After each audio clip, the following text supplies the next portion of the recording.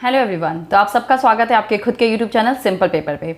आज का टॉपिक है कि जिनका भी मेंस का एग्जाम क्लियर हो गया है, बैंक का, आईबीपीएस पीओ का या आरआरबी का, तो आपसे इंटरव्यू में क्या क्वेश्चन आप एक्सपेक्ट कर सकते हो, उसके लिए मैं ये सीरीज़ लेके आई हूँ। सीरीज़ मतलब ये वीडियोज़ है, आप उसको देखो, क्या क्या क्वेश्चंस आपसे पूछे जा सकते हैं, इस तरह से आप प्रिपरेशंस कर सकते हो और ये आपको बहुत ज़्यादा हेल्पफुल करेगा। सो आई होप आप इस सेशन को लाइक करोगे और जैसे बाकी सेशन को आपने लाइक किया है, इसे भी आप लाइक करोगे, शेयर करोगे और सब्सक्राइब करना। तो चलिए अपने सेशन को स्टार्ट करते हैं।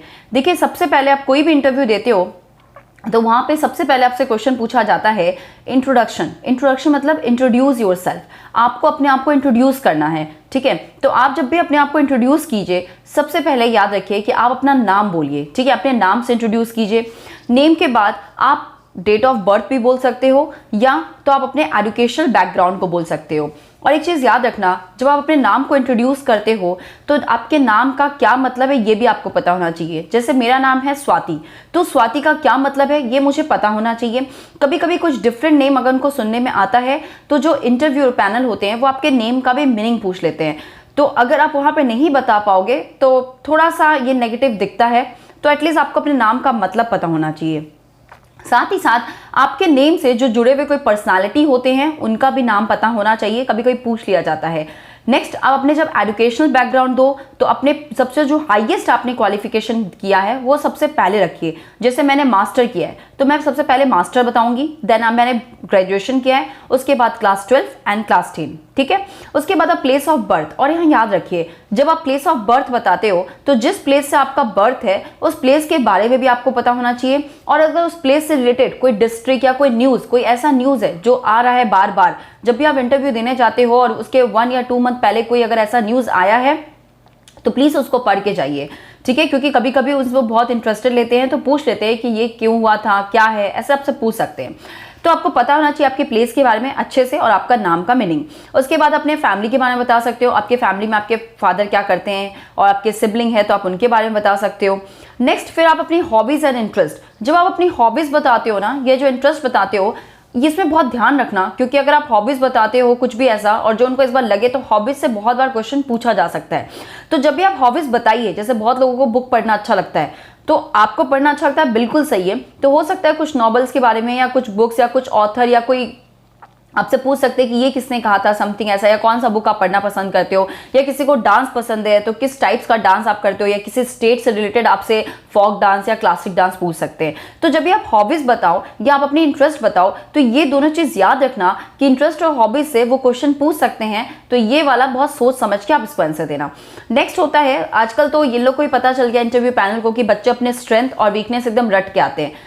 तो ये बहुत कम चांस है कि आपसे वो शॉर्ट एनालिसिस पूछेंगे कि आपका स्ट्रेंथ क्या है, आपकी वीकनेस क्या है, लेकिन फिर भी आपको पता होना चाहिए। अगर मे भी आपसे पूछ ले तो आप रेडी रहो, क्योंकि अपने को पूरा प्रिपेयर होके जाना है। तो पहला तो ये रहा था कि आपका इंट्रोडक्शन आपको देना है। नेक्स्ट, आपका टेक्निकल बैकग्राउंड। टेक्निकल क्वेश्चंस भी पूछते हैं, जैसे मान लो अब बैंक के एग्जाम है तो अगर आप कॉमर्स बैकग्राउंड से हो तो ऑब्वियसली वो आपसे इकोनॉमिक्स से रिलेटेड क्वेश्चन पूछेंगे या अकाउंट से रिलेटेड क्वेश्चन पूछेंगे। अगर कोई आईआईटी से है या कोई टेक्नोलॉजी से तो उनके उस हिसाब से। तो आपका जो एजुकेशनल बैकग्राउंड होता है वो भी वो जज करते हैं, पूछते हैं। ठीक है, नेक्स्ट ये भी पूछ सकते हैं, अगर कोई आईटी का है तो ये भी पूछ सकते हैं कि टेक्निकल नॉलेज से आईटी के थ्रू हम बैंकिंग के प्रॉब्लम्स को कैसे सॉल्व कर सकते हैं। ये सारे क्वेश्चंस आपसे पूछे जा सकते हैं।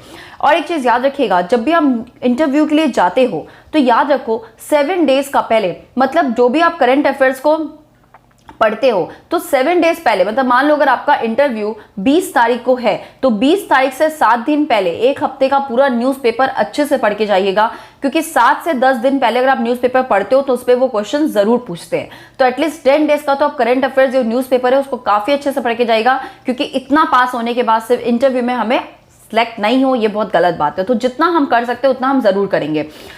ठीक है, नेक्स्ट और क्या क्या क्वेश्चन पूछते हैं ये मैं आपको बताती हूँ।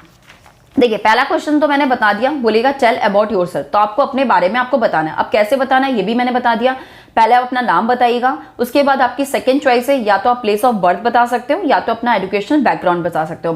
फिर आपका टेक्निकल नॉलेज से क्वेश्चन पूछ सकता है, हॉबीज एंड इंटरेस्ट बता सकते हो, फैमिली मेंबर्स के बारे में बता सकते हो। ठीक है, सेकंड क्वेश्चन आपसे पूछ सकता है, जैसे अगर आरआरबी पीओ का एग्जाम दे रहे हो या आईबीपीएस पीओ, दोनों में ही हो सकता है। आरआरबी पीओ में बहुत बार ये पूछ सकता है कि जो आरआरबी पीओ है वो है क्या, व्हाट इज आरआरबी, आरआरबी है क्या, ये आपसे पूछे, क्योंकि जिस चीज के लिए आप काम करने जा रहे हो, जिस बैंक के लिए आप काम करने जा रहे हो, उसके बारे में आपको पता होना चाहिए। तो आरआरबी के बारे में पता कीजिएगा, थोड़ा सा इन्फॉर्मेशन रख लीजिएगा कि आरआरबी जो है वो एक्ट 1976 के थ्रू आया था, और इसका पूरा फोकस था कि रूरल में फैसिलिटीज प्रोवाइड करना, रूरल को मतलब ज्यादा से ज्यादा इंक्रीज करना, प्रमोट करना। ठीक है, तो आरआरबी क्या है इसके बारे में पता कीजिएगा। थर्ड क्वेश्चन पूछता है कि आरआरबी बाकी बैंकों से डिफरेंट क्यों है। जब हमारे यहाँ पे कमर्शियल बैंक है तो फिर आरआरबी का जरूरत क्या था। याद रखिए, जो कमर्शियल बैंक है वो ज्यादातर रिमोट एरिया या रूरल एरिया में नहीं पहुंच पाते, जहां पे हमारा आरआरबी पहुंच पाता है। इसलिए आरआरबी का जो नाम है वो रीजनल रूरल बैंक है। इसका मतलब इसका पूरा फोकस जो है, पूरा जो प्रायोरिटी है वो रूरल पे ही रखा गया है, तो रूरल को प्रमोट करने के लिए ही रखा गया है। इसलिए ये पूरा का पूरा स्पेशलाइज्ड है कि हमें प्रमोट करना है, हमें रूरल को आगे बढ़ाना है, विलेज इंडस्ट्रीज को आगे बढ़ाना है। तो यहाँ पे आरआरबी डिफर होता है हमारे सारे कमर्शियल बैंक से।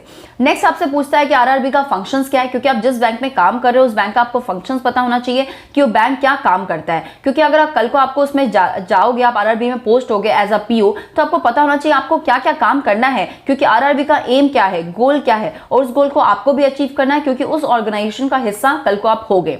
नेक्स्ट पूछता है कि जो सेंट्रल बैंक है, सेंट्रल गवर्नमेंट है, स्टेट गवर्नमेंट है, एंड जो स्पॉन्सर बैंक है, उनका हमारे आरआरबी पे कितना मतलब एक तरह से रेशियो प्रोपोर्शन होता है। तो याद रखिए, जो सेंट्रल बैंक होती है, मतलब सेंट्रल बैंक जो होती है यहाँ पे, वो 50% लगाती है। स्टेट गवर्नमेंट, जो सेंट्रल गवर्नमेंट होती है, वो 50% पैसा इन्वेस्ट करती है। स्टेट गवर्नमेंट 15% करती है, और जो स्पॉन्सर बैंक होते हैं वो 35% करते हैं। तो ये रेशियो है 50:15:35। नेक्स्ट आपसे ये पूछ सकता है कि आरआरबी में मतलब कि किस तरह आप आईटी के द्वारा या टेक्नोलॉजी के द्वारा आरआरबी का जो प्रॉब्लम है उसको आप सॉल्व कर पाओगे। ये भी बहुत बार क्वेश्चंस पूछे जाते हैं, या जो भी आपसे पूछ सकता है। नेक्स्ट पूछ सकता है agriculture and agriculture allied activity क्या है। देखिए, एग्रीकल्चर जहां पे सिर्फ एग्रीकल्चर का बात हो, कृषि का बात हो, लेकिन एग्रीकल्चर अलाइड का मतलब होता है जहां पे आप फिशिंग या मान लो कि पोल्ट्री फार्मिंग या ऐसा कुछ बात करते हो। ठीक है, जब एग्रीकल्चर को छोड़ के बाकी जो चीज होते हैं उस पर भी आप बात करते हो, फिशिंग पे या सिल्क वार्म या ऐसा कुछ चीज करते हो, तो उसको एग्रीकल्चर अलाइड एक्टिविटीज बोला जाता है। नेक्स्ट आपसे पूछेगा कि कितने आरआरबी हैं। तो देखिए, हर एक स्टेट में एक आरआरबी होना चाहिए। उत्तर प्रदेश एकमात्र ऐसा स्टेट है जहां पे सबसे ज्यादा आपको आरआरबी का ब्रांच दिखेगा। और आप जिस भी शहर से बिलोंग करते हो, जिस भी स्टेट से बिलोंग करते हो, उस स्टेट में आपको पता होना चाहिए कि कितने आरआरबी हैं, क्योंकि ये वाले क्वेश्चन बहुत बार पूछे जाते हैं। नेक्स्ट आपसे आता है नाबार्ड। नाबार्ड क्या है? देखिए, नाबार्ड का पहले तो फुल फॉर्म पता होना चाहिए, जैसे national bank for agriculture and rural development. NABARD कब बनाया गया था, नाबार्ड का फंक्शंस क्या था। नाबार्ड से क्वेश्चन इसलिए पूछे जाते हैं क्योंकि नाबार्ड में अगर नाम पे देखोगे तो यहाँ पे भी रूरल सेक्टर को, विलेज इंडस्ट्री को प्रमोट करने के लिए बनाया जा रहा है। तो ऑब्वियसली नाबार्ड के बारे में आपसे पूछेगा ही पूछेगा। नेक्स्ट क्वेश्चन आता है कि mention some product and service offered by RRB. RRB का जो जो प्रोडक्ट है या जो सर्विस है जो ऑफर करते हैं वो बताइए। तो आप बता सकते हो यहाँ पे रूरल या एग्रीकल्चर पॉपुलेशन से रिलेटेड जो बताते हैं, जैसे किसान क्रेडिट कार्ड हो गया या नॉन फार्मिंग लोन वो देते हैं। तो बहुत सारा चीज जो आरआरबी प्रोडक्ट है, सर्विस प्रोवाइड करता है, उसके बारे में आपको बताना है। नेक्स्ट क्वेश्चन पूछता है type of crops in India. Bharat में कितने तरह के क्रॉप्स है? तो ये तो अपने को पता है, रबी, खारिफ, जैद। लेकिन आप जहां पे बिलोंग करते हो याद रखो कि आपको हार्वेस्टिंग सीजन पता होने चाहिए। जिस डिस्ट्रिक्ट या जिस स्टेट को आप बिलोंग करते हो वो किस क्रॉप्स के लिए फेमस है, ये सब चीज थोड़ा आपको पता होना चाहिए। नेक्स्ट पूछता है type of irrigation method use in India. Bharat में किस तरह के इरिगेशन मेथड को यूज किया जाता है? तो देखिए, रेनफॉल हो गया, ट्यूबवेल हो गया, ड्रिप इरिगेशन। तो किस पे सरकार मतलब कोशिश करी है। और अभी इजराइल से भी काफी सरकार मतलब इंडियन गवर्नमेंट हेल्प ले रही है। गुजरात और राजस्थान में इजराइल में जो टेक्नोलॉजी ली जाती है एग्रीकल्चर का, वो भी हम लोग अपना रहे हैं। तो क्या वो टेक्नोलॉजी है, ड्रिप इरिगेशन क्या होता है, ये आपको पता होना चाहिए। नेक्स्ट आपसे पूछेगा type of soil in India. Bharat में कितने तरह के सॉइल है? नेक्स्ट पूछता है किसान क्रेडिट कार्ड, ये जो प्रोडक्ट है ये है क्या? किसान क्रेडिट कार्ड क्या होता है? सॉइल हेल्थ कार्ड क्या होता है? ठीक है, तो ये सारी चीज आपको बताना है। एक चीज याद रखिए, किसान क्रेडिट कार्ड में जब क्रेडिट प्रोवाइड किया जाता है किसानों को, तो वहां पे आरआरबी जो आती है, मतलब मान लो कि 10 लाख की प्रॉपर्टी अगर किसान के पास है तो 10 लाख की जगह उनको 7 लाख ही प्रोवाइड किया जाता है, वो 10 ज़्यादा से ज़्यादा प्रॉपर्टी अपने हाथ में रखती है। तो ये चीज़ आपको पता होना चाहिए। नेक्स्ट पूछता है कि सोशल वेलफेयर स्कीम क्या होता है। देखिए, सोशल वेलफेयर की स्कीम दो तरह का होता है, एक होता है आपका मॉनेटरी स्कीम, दूसरा होता है non monetary scheme. Monetary scheme में होता है कि गवर्नमेंट वहां पे लोन प्रोवाइड करती है। नॉन मॉनेटरी स्कीम में होता है जहां पे लोन नहीं प्रोवाइड करती है डायरेक्टली, लेकिन आपको हेल्प करती है, जैसे सॉइल हेल्थ कार्ड। अगर किसी किसान को जानना है कि उसका जो सॉइल है वो किस चीज में ज्यादा उपजाऊ है, क्या फायदा है, तो वो आप जान सकते हो।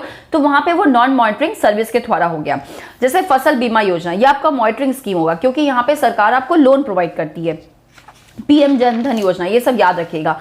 नेक्स्ट आपसे पूछता है कि एग्रीकल्चर किस तरह रिलेटेड है recent air population incident in north India. North India में बहुत बार एयर पॉपुलेशन ज्यादातर बढ़ते हुए देखा गया, जैसे दिल्ली काफी न्यूज में रहता है।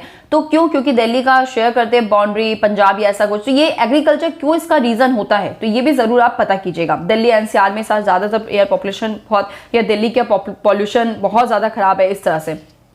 Next, why do we need RRB when there are other bank page. जैसे मैंने बताया, अगर आपके अदर बैंक है तो RRB की जरूरत क्यों है, ये आपको पता होना चाहिए। दोनों में डिफरेंस देखिएगा, नाम से ही डिफरेंस आप बता सकोगे। देखो, सारा चीज आपको नहीं पढ़ के जाना है, बट हाँ, बैंक से रिलेटेड कुछ टर्मिनोलॉजी है, चाहे बैकग्राउंड के हो या ना हो, कुछ आपको पता होना चाहिए। और इकोनॉमिक सर्वे जो 2021 का निकला हुआ है, और साथ ही साथ बजट, वो भी आप जाके पढ़िए।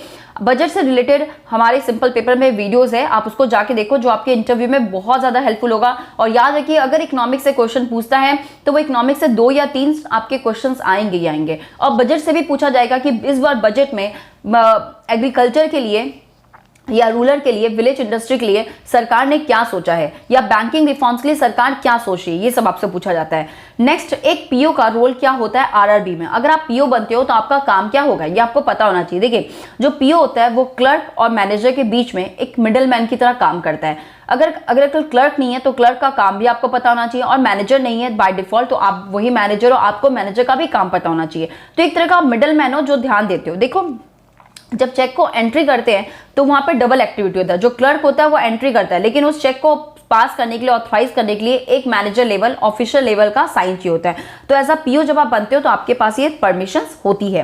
तो यहां तक कुछ क्वेश्चंस है जो आपसे पूछा जा सकता है आरआरबी पीओ में या आईबीपीएस पीओ में। अगर आप आईबीपीएस पीओ का इंटरव्यू दे रहे हो तो उसमें भी आप इकोनॉमिक सर्वे पढ़ के जाइए, बजट पढ़ के जाइए। जिस बैंक के लिए, मतलब मान लो कि अगर आपसे पूछ रहे कि अगर आप सिलेक्ट होते हो इंटरव्यू में तो किस बैंक में आप जाना चाहोगे, ऐसा कुछ क्वेश्चन है प्रेफरेंस रिलेटेड, तो आप जिस भी बैंक का नाम देते हो, जैसे अगर मैंने दिया पंजाब नेशनल बैंक, तो क्या रीजन है कि मैं पंजाब नेशनल बैंक को फर्स्ट प्रायोरिटी में रखती हूँ, ठीक है। तो ये सारे रीजन भी आपको पता होना चाहिए। और बैंकिंग टर्मिनोलॉजी, इकोनॉमिक टर्मिनोलॉजी अच्छे से पढ़ के जाइए। बजट और इकोनॉमिक सर्वे से बहुत सारे क्वेश्चन पूछे जाएंगे, क्योंकि अगर आप बजट और सर्वे, इकोनॉमिक सर्वे अभी रिलीज हुआ है और अभी आप देख सकते हो 19-20 तक इंटरव्यू है, तो आपसे क्वेश्चन पूछे जाएंगे, आई एम श्योर शॉर्ट। तो प्लीज इसको अच्छे से प्रिपेयर करके जाइए, बजट बहुत ज्यादा इंपॉर्टेंट होगा, ठीक है। तो यहां मैंने कोशिश किया है एक छोटा सा सपोर्ट देने के लिए, जो भी इंटरव्यू में जा रहे हैं उनके लिए हेल्पफुल हो। And I hope and I pray God कि आप सबका इंटरव्यू बहुत अच्छे से हो और आप सबका सिलेक्शन हो, ठीक है। तो आज का सेशन यहीं तक रखते हैं। Thank you.